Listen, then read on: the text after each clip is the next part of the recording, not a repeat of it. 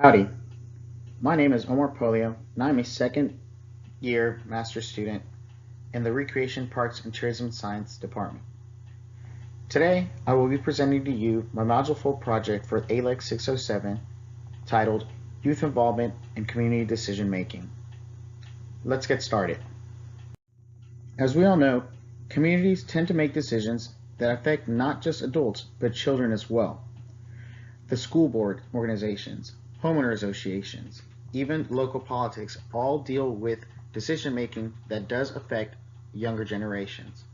Therefore, it's almost obvious that we have to include young opinions in those decision making processes. To understand the importance and relevance that involving youth in community decision making has to the teaching and learning process, it would benefit us to know where it all begins. Youth leadership and community involvement holds a significantly large presence within schools and their own communities. Programs like 4-H and FFA are great examples of in-school programs that follow basic curriculums that teach and evolve the leadership skills of youth today. The United Way program is another example of a program for youth development that can be found outside of the school system. These programs involve more real-world problems outside of the community that younger generations can become involved with. By becoming involved in these youth development programs at a younger age, there is a significant exposure to skill development like leadership, civil process knowledge, and communication skills that future leaders would definitely benefit from. In this presentation, I will focus on three things. First, I will touch on the origin of youth involvement in community decision making. Second, we will take a look at the benefits of allowing youth to become involved in decision-making process. Some examples and methods of youth involvement will also be presented. And lastly, a quick summary will be given on the information presented throughout the video. Alright, so where did it all begin? Let's begin by going over the foundations of youth involvement. Involving the youth first came to center stage as an international issue of social justice at the 1989 United Nations Convention on the Rights of the Child. This convention stated that, quote, all youth have the right to be heard on matters affecting their lives, including policy matters, and to have their views taken seriously in accordance with their age and maturity. Youth have been increasingly conceptualized as agents of social transformation. This convention led to a massive rise in the development of youth-adult partnerships and youth development and leadership. These adult partnerships between young people and adults in their lives is a practice that is fairly new. Youth-adult partnerships hold the principle that youth should be engaged actively in the design and deliberation of policy and program decisions that have a direct influence on them. Through partnerships like these, youth development skills are learned that will eventually be used to contribute to their society at a later time. The involvement of youth in community decision making carries itself a large amount of benefits. For one, involving youth provides a different perspective that adults don't normally see. As members of their community, youth have a better understanding of how community decisions will affect them. Their involvement also trains leaders for the future. By encouraging their active participation, we can instill important leadership skills in them that they can utilize later on. We shouldn't forget about the emotional benefits as well. By allowing youth participation and encourage them with positive reinforcement and support, we also allow for the building of positive self-esteem, self-confidence, and autonomy. Now let's take a look at some strategies for youth involvement.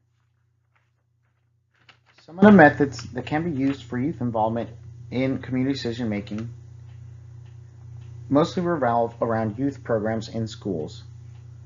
As stated earlier, programs like the United Way program is a great example of how we can become more involved with youth in the community. One of their models is the Identify, Engage, Mobilize model.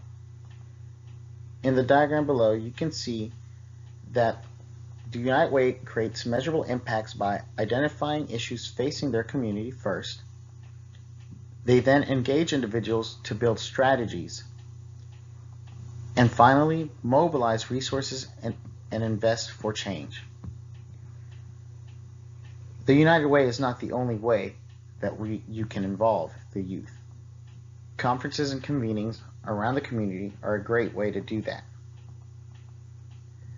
This allows for local interactions with policymakers and organizations that directly influence community decision making.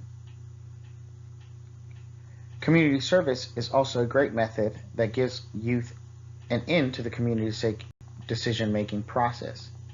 By going into the community and providing volunteer services, they are making a better impact for their own communities as well. As adults, the features of positive development settings presented by Dr. Peter Witt in his Characteristics of Quality Youth Development Programs are a great model to follow.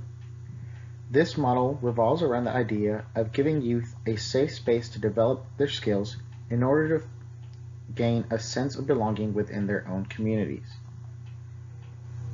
This can be done in the classroom that contains physical and psychological safety and security from dangers like bullies and closed-minded individuals. The goal of this is to make the classroom comfortable for students and conducive to learning and idea sharing. Safety can also be achieved through the inclusion of developmentally appropriate structure, which leads to predictability for students. This is something that students always look for in a safe space: predictability. The adult must also encourage supportive relationships with their students and serve as a guide both instrumentally and emotionally. This is where the youth-adult partnership comes in strongly. By giving students the opportunity to belong in a comfortable teaching setting, the path towards other characteristics like positive social norms, support for efficacy and mattering is cleared. When students are comfortable, they will build those skills necessary to lead, which contributes more to their own confidence and self-esteem. Adults play a large role in this. Not only are adults directly related to pupils like the parents responsible for their confidence building, but also those adults within the community and their schools play a large role as well. The first step of the process is working by consensus. The point of this process is to come together as a group and come to a consensus as to what decisions should be made. For a consensus to be made, you have to be caring, meaning all members of the group have to be able to understand each other and value the different viewpoints that you can find in a community. This process can be timely, but in the end, the fact that youth can come together to a consensus is what the ultimate goal is. In summary, youth involvement in community decision making is a relatively new idea that requires a lot of exploration to this day. As mentioned earlier, youth-adult partnerships are a method that is fairly new and not fully accepted as a societal norm when it comes to youth-adult relationships. There are many opportunities for involvement both in and out of the school system as well that foster positive youth growth and the development of leadership skills that will better prepare youth for the future. Programs like this include the FFA program, 4-H, and United Way, Brazos Valley.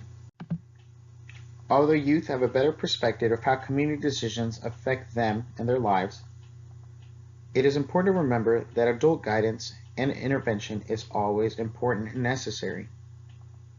It is critical that we support them and provide them with guidance because they are still liable to make mistakes when it comes to their decision-making process. It is still a learning process, therefore we must be there to steer them in the right direction for the betterment of themselves and their communities. And that concludes my presentation. Thanks for watching. Last but not least, here are my references. Thanks and gig 'em.